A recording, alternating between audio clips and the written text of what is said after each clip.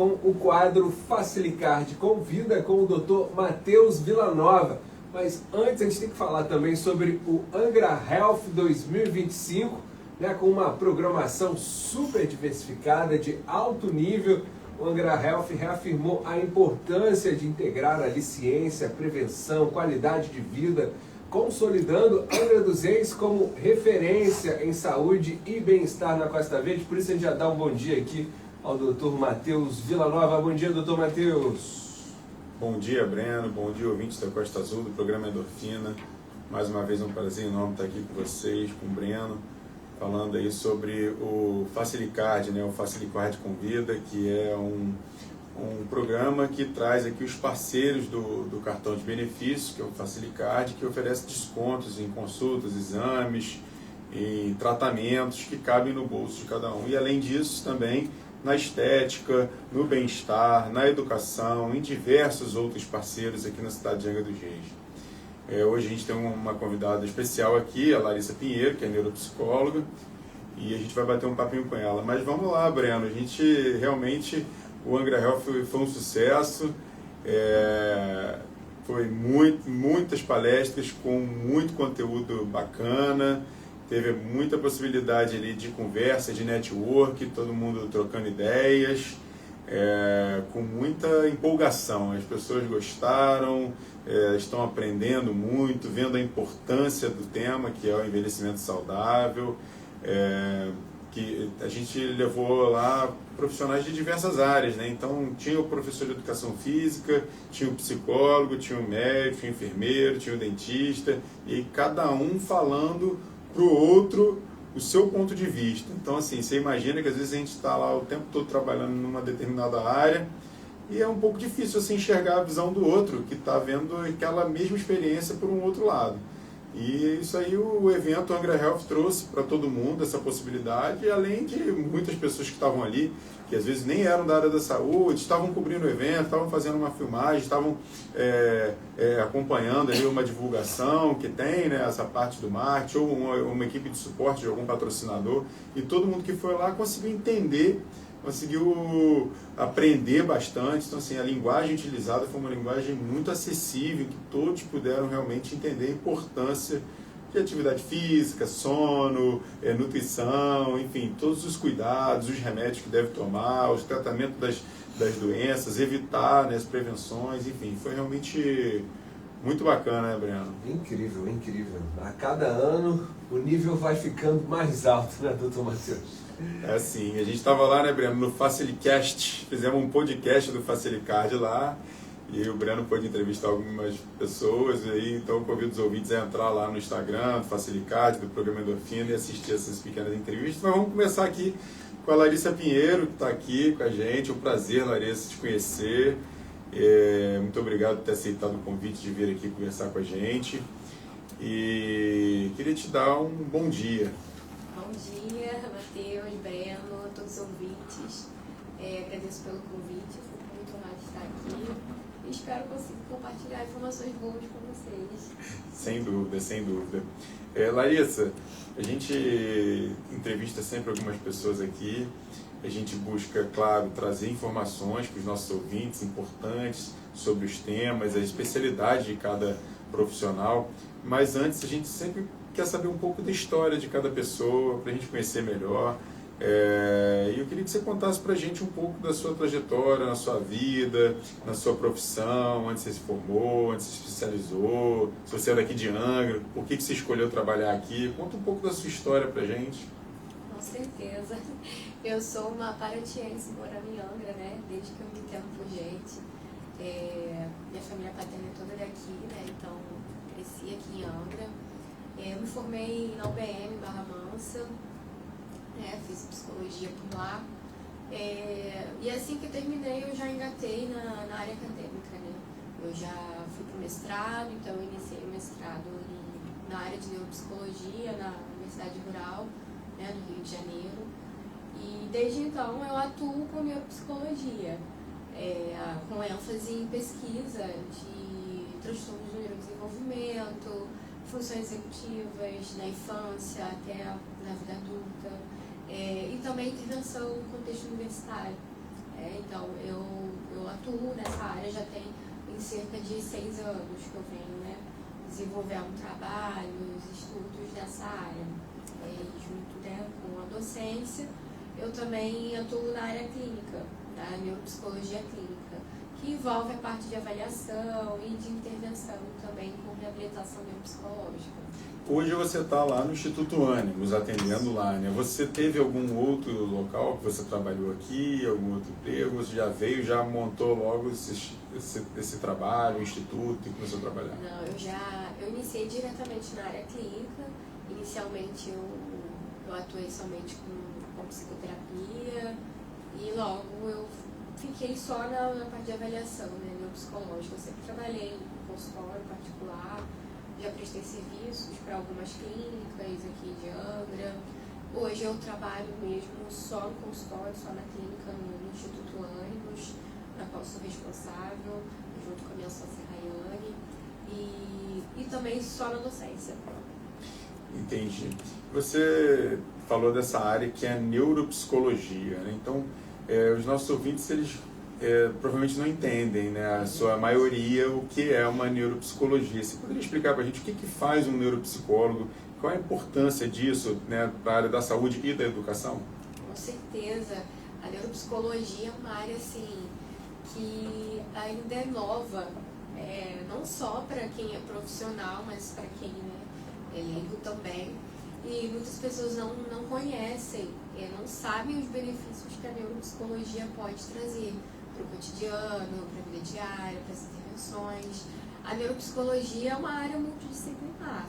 Ela integra tanto conhecimentos da psicologia cognitiva, quanto conhecimentos relacionados à neurologia, conhecimentos de terapia ocupacional, da fonoaudiologia, com o objetivo de avaliar e intervir nas diferentes lesões ou disfunções cognitivas que os indivíduos podem apresentar.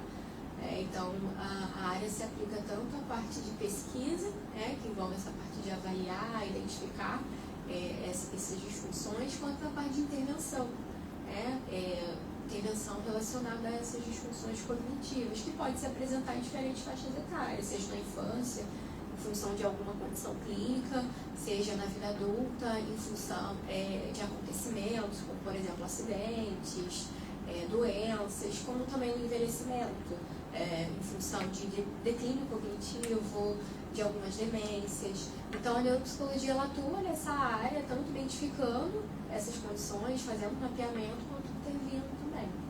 Entendi. E você falou de disfunções cognitivas, né? E o que pode levar a essas disfunções? Mas quais são assim, as principais disfunções cognitivas às quais você se refere?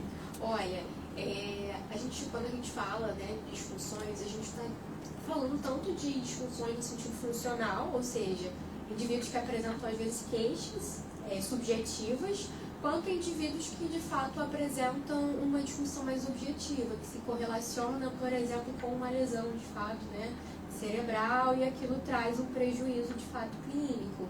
E quando a gente fala de uma queixa subjetiva, né, funcional, nós estamos falando de um indivíduo que muitas vezes tem uma disfunção, que ela não vamos dizer assim, não tem uma lesão, mas tem um mau funcionamento daquelas redes, e isso está trazendo um prejuízo real, né, na vida do sujeito.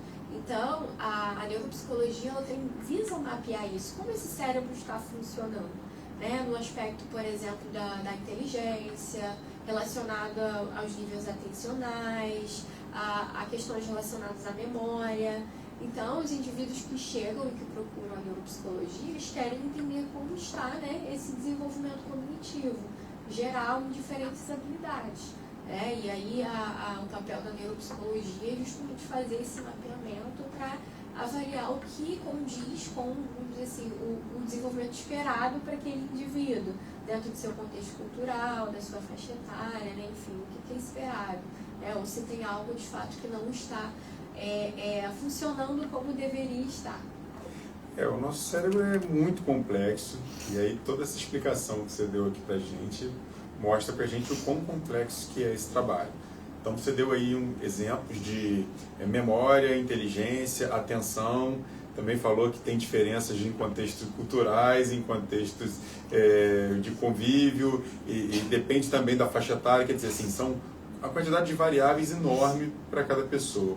E aí você vai fazer uma avaliação neuropsicológica para definir qual é o caso daquela pessoa. Em que consiste exatamente essa avaliação neuropsicológica, né? Quando está indicado a pessoa fazer essa avaliação e como é que você vai fazer essa avaliação?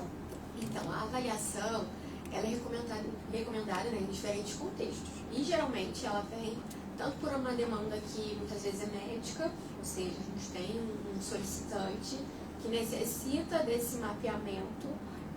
Vamos supor que eu tenho um idoso que está com uma queixa de memória e eu quero identificar se ele tem um possível declínio cognitivo.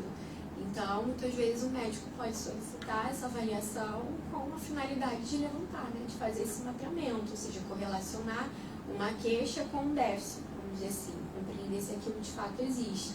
E outras questões também, crianças com questões do desenvolvimento, que podem apresentar questões relacionadas à atenção, à dificuldade de aprendizagem. Adultos mesmo podem procurar também, não só por uma questão de diagnóstico, porque hoje, né, a neuropsicologia é muito solicitada com esse fim, né, com fim de diagnóstico ou intervenção.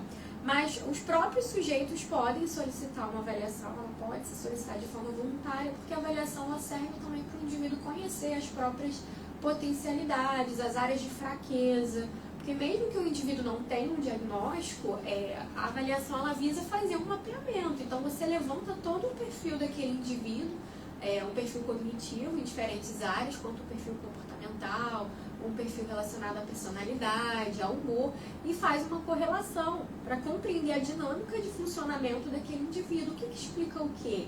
Por que eu ajo dessa forma? Por que eu penso dessa forma? Por que eu demoro a fazer isso? Por que eu tenho dificuldade de tomar decisões? Então, a avaliação neuropsicológica, ela vem para ajudar a responder essas questões relacionadas a esse desempenho, né, cognitivo dos indivíduos. Então, ela pode servir para diferentes demandas. Nossa, muito amplo realmente. E aí você tem essa questão tanto da avaliação, como você falou, intervenção, reabilitação,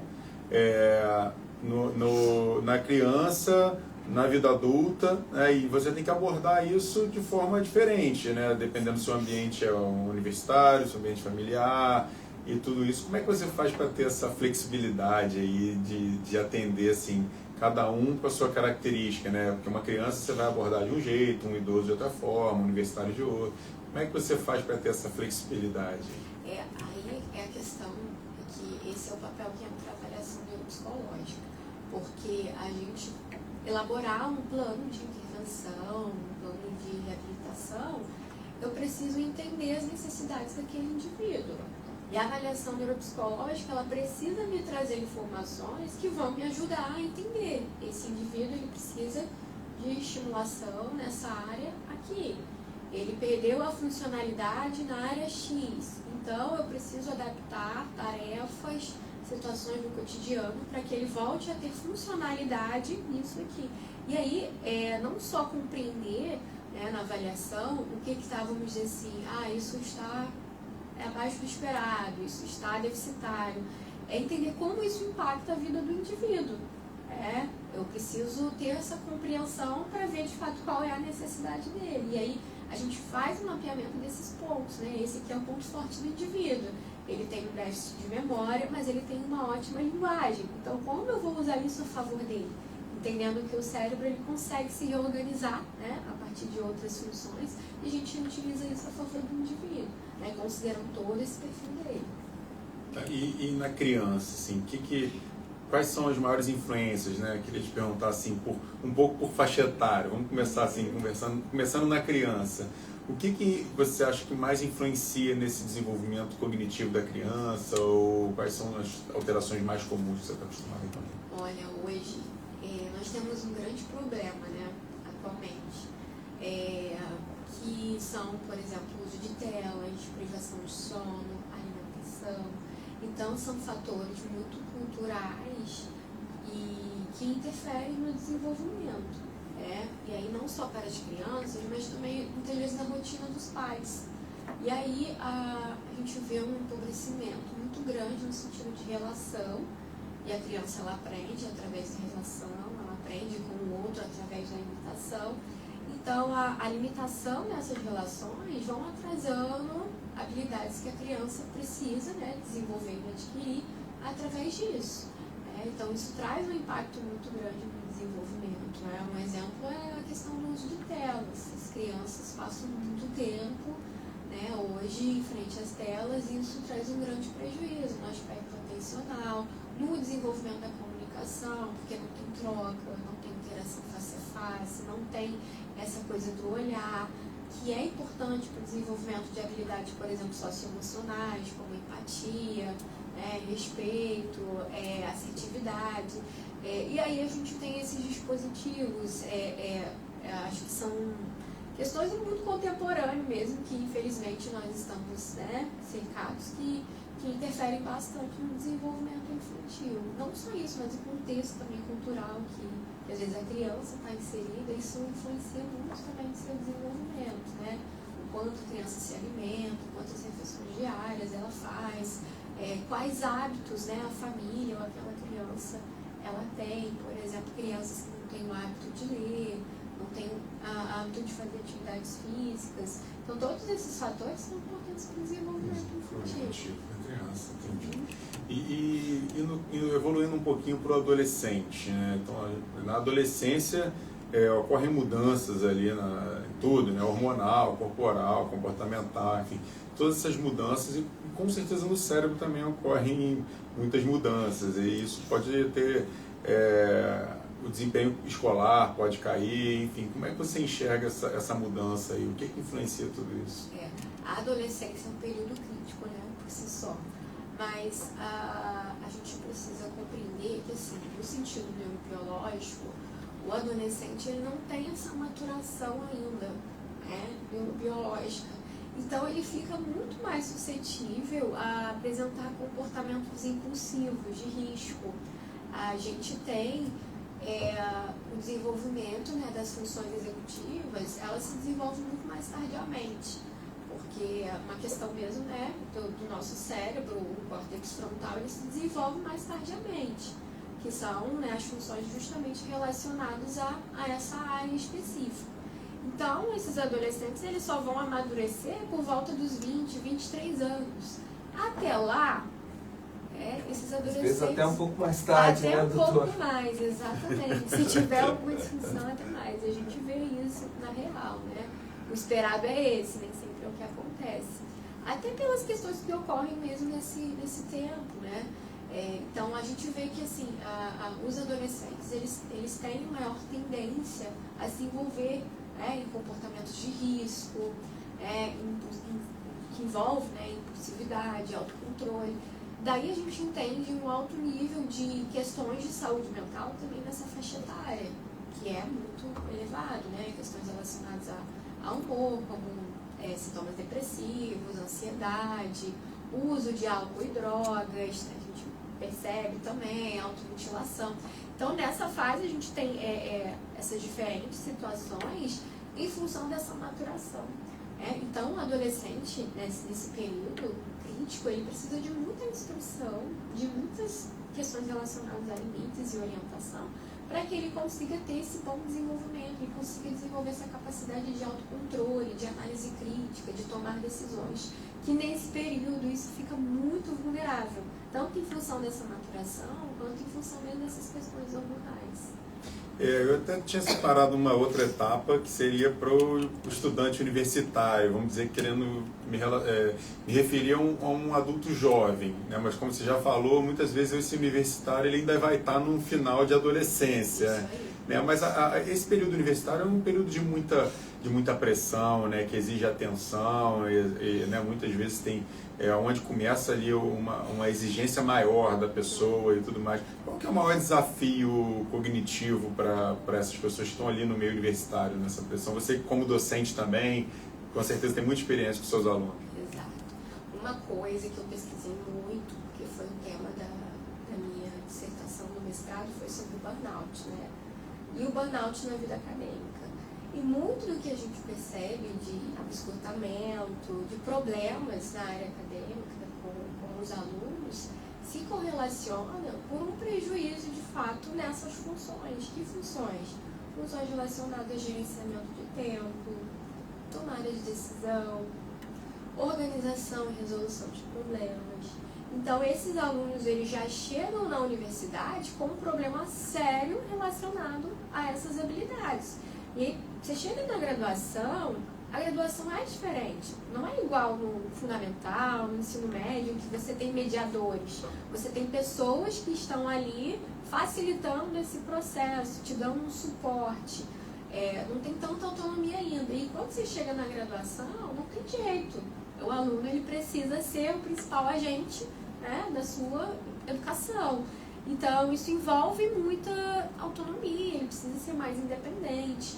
E aí, com essas habilidades, né, deficitárias, a gente vê um grande problema com esses alunos, além dos comportamentos impulsivos, né, na qual interferem também, ou seja, na questão relacionada, por exemplo, a se organizar, a ter responsabilidade, a gerenciar o tempo, entra um grande conflito ali.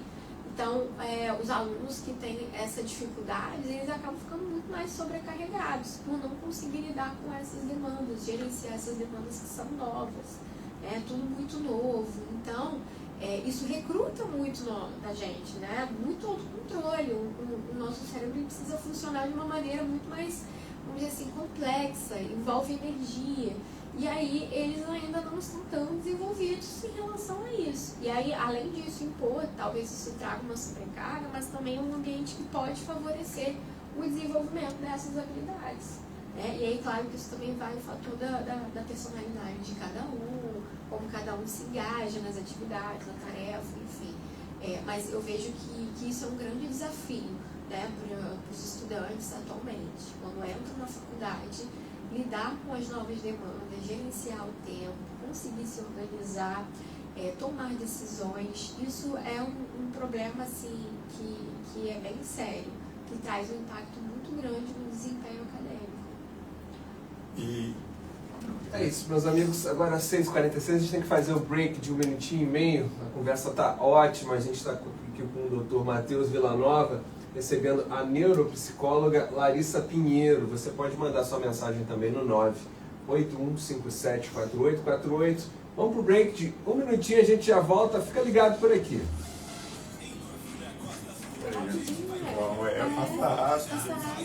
Passa muito rápido. Nossa, já vem milhares de assuntos na mente. Mas isso aí que a gente estava falando, né? Os alunos que chegam na faculdade, mais novos. Então, você fez uma abordagem muito importante, realmente, aqui eu nunca não tinha parado para pensar nisso. Essa questão de gerenciamento de tempo, que ela é fundamental, né, de criar hábito, né, de rotina, então assim, e começa realmente a pessoa, naquele momento, tem que cuidar das próprias coisas. Eu acho que e dependendo do contexto familiar que essa pessoa vem, ela não vem com nenhuma habilidade nesse sentido, né? Porque às vezes sempre tiveram pessoas que fizeram Em volta, por ela. E aí chega ali ela a fazer. Isso aí na minha faculdade eu não passei nada disso, que eu já fui morar sozinho no colégio, então acho que eu já desde novo já me virando.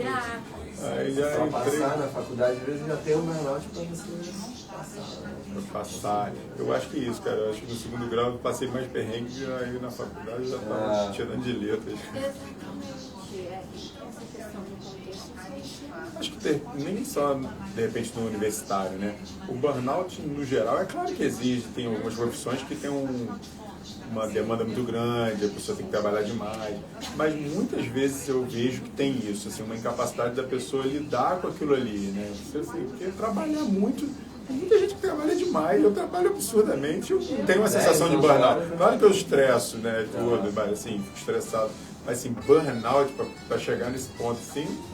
Mas aí você vê. Vai um pouco da incapacidade da pessoa gerenciar o tempo, né, de trabalhar. Ela não consegue ser flexível. E aí, de aceitar que tem coisa que não dá para resolver. Mas aí cai muito a produtividade também. Né? Você continua sendo produtivo, mesmo com tem que fazer as coisas todas. Agora, tem galera que... Acho que o pior de tudo, na minha visão, assim, é quando você entra nessa rotina, é a privação do sono. Isso aí. Quando você começa a não conseguir ter o tempo de sono ali mínimo, aí, cara, aí você não consegue, aí você perde, inclusive, se você tiver capacidade de tempo, você já perde essa capacidade de ter tempo, você já começa a atropelar as coisas, ir no automático. Aí... Exatamente, uma coisa leva a outra. A gente vai tomar. Eu tenho uma super dúvida assim sobre o lance do macaco V e macaco faz. Todo mundo empina a moto, dá grau, um começa. Aí no Brasil inteiro todo mundo começa a fazer essa coisa. Cara, de onde vem isso assim? Por que as pessoas, um fez, o outro faz?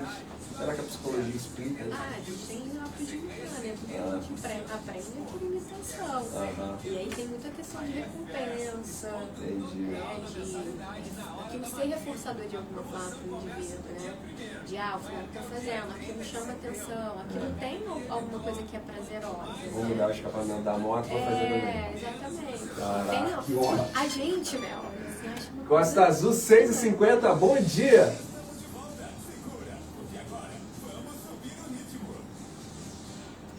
É isso aí, meus amigos, voltamos aqui no quadro Facilicard Convida com o Dr. Matheus Villanova e com a neuropsicóloga Larissa Pinheiro. Com você, Dr. Matheus?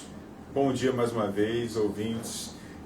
Estamos aqui com a Larissa Pinheiro, que é uma parceira do Facilicard. Então, lembrando aí que o Facilicard é um cartão de benefício que oferece descontos em várias áreas da saúde, de bem-estar, educação, estética, alimentação, enfim, a gente está aqui hoje falando com a Larissa. A gente estava num papo muito legal aqui sobre alterações cognitivas, sobre a neuropsicologia, sobre a avaliação neuropsicológica, e a gente fez um breve acompanhamento da criança, do adolescente, do universitário e do adulto que que tem alguma alteração cognitiva e vai ter que precisar de alguma demanda, de uma reabilitação de alguma forma. E agora, Larissa, eu queria passar para esse outro lado, né? Então a gente falou muito das possíveis alterações, do que pode levar uma pessoa com alteração cognitiva. Agora, e a parte de intervenção e reabilitação? Como que funciona depois do diagnóstico? Como que você faz uma intervenção, uma reabilitação nesse paciente com alteração cognitiva ou neuropsicológica? Bom, a gente considera de fato aquilo que está impactando a funcionalidade do indivíduo. Se ele vai precisar somente de uma estimulação, ou seja, eu quero só criar reserva cognitiva para esse indivíduo, eu quero, né, estimular aquela função para que ela não tenha um declínio tão rápido, ou não, eu preciso de fato reabilitar porque isso está trazendo um prejuízo funcional. Como assim funcional? Aquilo está impactando a execução de alguma tarefa, né, da vida diária daquele sujeito. É um sujeito que era muito responsável no seu trabalho, na sua casa, por exemplo, pelo pagamento de contas, e hoje ele já não consegue mais usar um celular em função de algum prejuízo motor que ele desenvolveu por conta de uma sequela de um AVC. Como a gente vai pensar para readaptar? Então a gente utiliza aquilo, né, que está preservado para ele realizar aquela tarefa de alguma outra forma. Então a gente estabelece metas de curto prazo, médio e longo prazo. E aí a gente vai trabalhando em cima disso, para a gente chegar naquilo que é mais complexo. Então eu vou trabalhando aos pouquinhos, né, no que pode ser mais fácil atingir agora com esse indivíduo. Eu preciso fazer ele aprender o quê, por exemplo? Ele precisa aprender a manusear o celular, ele precisa desenvolver tools motor. Então eu vou gradativamente trabalhando, né, naquilo que é o mais simples para chegar de fato naquilo que é o objetivo mais complexo. Claro que isso vai demandar da necessidade de cada um. Então a gente faz esse mapeamento para conseguir elaborar estratégias de intervenção que contemplem essas necessidades do dia a dia. Né? Por exemplo, um indivíduo que tem dificuldade para se alimentar, o que ele vai precisar? Como eu vou conseguir adaptar alguma forma para ele voltar a fazer essa tarefa que agora ele está tendo um pouco mais de dificuldade. Então eu vou pensar em mecanismo mesmo, o indivíduo está com dificuldade de memória. que meio eu vou utilizar para ajudá-lo, né, a facilitar aquilo que ele precisa, que é lembrar de, por exemplo, tomar as medicações, às vezes um idoso que não tem tanto suporte familiar. Então a gente tem recursos, por exemplo, como colocar uma Alexa, né, para você conseguir lembrar. Então a gente vai pensando em meios, né, que vão, de alguma forma, trazer esse suporte para o paciente daquilo que ele ainda não consegue mais fazer sozinho, ou que vai ajudá-lo também a economizar, vamos dizer assim, no sentido de demanda cognitiva, né, para que isso se torne mais favorável a ele, sabe? Então a gente vai pensando de fato de acordo com as necessidades do sujeito, né? E daí a gente vai elaborando, né, essas estratégias. Entendi. E essas estratégias, como você explicou, da adaptação desse indivíduo, na minha cabeça aqui eu fiquei pensando muito assim, numa parte motora, por exemplo, num trabalho de fisioterapia, né, na questão aí do exemplo que você deu da Alexa, né, uma questão ambiental, um ajuste do ambiente. Agora, quando você fala de você melhorar a reserva cognitiva, de você impedir... Existem, dentro da neuropsicologia, quais são as técnicas? Eu imagino que tenham técnicas que você usa, sei lá, algum tipo de terapia específica da neuropsicologia, uma técnica para poder desenvolver essa reserva cognitiva. Você poderia citar, assim, dar exemplos dessas técnicas? Quais que vocês usam mais? A gente, por exemplo, tenta colocar o sujeito em situações que simulam a vida real, para que ele se depare com situações novas, por exemplo, na qual ele precisa que o cérebro dele recrute funções e que ele vai ter que, por exemplo, resolver um problema novo ou algo que ele já fazia antes, né? Então a gente usa muito, por exemplo, inteligência artificial, a gente usa, por exemplo, a simulação, né, com videogames, para trazer o sujeito próximo àquilo que é relacionado à vida cotidiana. E a gente expôs situações em que o cérebro dele vai precisar recrutar, vamos dizer assim, aquelas funções que também estão envolvidas na vida cotidiana, né? Para que ele consiga ativar essas redes, né? E a gente consiga aumentar essa conectividade, né? E a gente aos poucos criando essa reserva, porque o cérebro é isso, né? Até inclusive pensando na abordagem que vocês falavam do Angra Health sobre envelhecimento, isso é extremamente importante. Quanto mais reserva cognitiva eu tenho, mais eu vou envelhecer saudável. Então a gente propõe que atividades que são diversas, óbvio, de acordo com o perfil, a personalidade do indivíduo, que vão estimular aquele cérebro a criar informações que vão se manter aí. Então, vamos supor, se eu sou uma pessoa que eu leio mais, né, ao comparar com uma pessoa que não lê, quem é que vai estar mais à frente, né? Então, propor diferentes tarefas, né, desafios que de fato vão oferecer ao indivíduo essa estimulação, fazer com que o cérebro ele se mantenha de alguma forma ativo. Isso é muito importante, inclusive no envelhecimento, né, a questão da rotina. Então, quando a gente fala de trazer coisas novas, é para fazer com que o nosso comportamento, nosso cérebro saia do automático e ele lide com uma demanda nova na qual ele precise resolver. Então, quando eu lido com uma demanda nova, eu estou fazendo com que o meu cérebro ele se mantenha ativo, né? E aí isso é extremamente importante para que a gente consiga ter essa reserva. E aí, vamos dizer assim, se eu tenho uma reserva maior, conforme eu vou envelhecendo, meu estoque é maior, vamos dizer assim, o declínio ele tende a ser também muito menor, né? Ele tende a ser menos acelerado. Entendi. Então você já deu vários exemplos de tecnologia aí, né? Nosso tempo já está quase no finalzinho, mas antes eu queria te perguntar uma coisa sobre o que você vê para o futuro, né, de desenvolvimento, de técnica que pode vir ou com auxílio de tecnologias. O que você está vendo aí para os próximos anos de novidade? A gente tem, né, o uso muito de realidade virtual. Algo muito promissor, não só no tratamento, na intervenção, quando a gente fala da neuropsicologia, mas até para outras áreas também, por exemplo, da educação física, psicomotricidade, na qual o sujeito está imerso em situações que se aproximam muitas vezes do que ele vivenciou, do que ele, né, passou, e que vão também simular outras situações da vida real que ainda não são possíveis, né, ele está, mas que favorecem, né, e proporcionam o sujeito a essas condições. Então, a questão da tecnologia, ela acaba estando muito ao nosso favor e também informação, né, para os indivíduos. Hoje as próprias pessoas conseguem buscar, acessar cursos, ter acesso, por exemplo, a diferentes jogos, coisas que vão ajudar também nesse desenvolvimento. Então, assim, a questão é o uso responsável disso, né? Sem dúvida.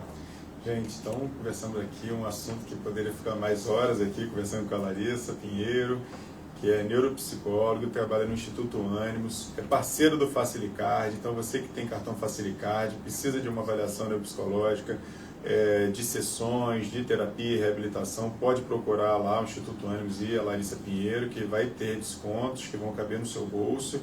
E então é isso, muito obrigado, Larissa. Queria que você desse suas considerações finais e falar como é que o pessoal pode te encontrar, onde fica o Instituto Ânimos. Com certeza, gente. Muito obrigada a todos que estiveram com a gente nessa manhã. Obrigada, Matheus, Breno.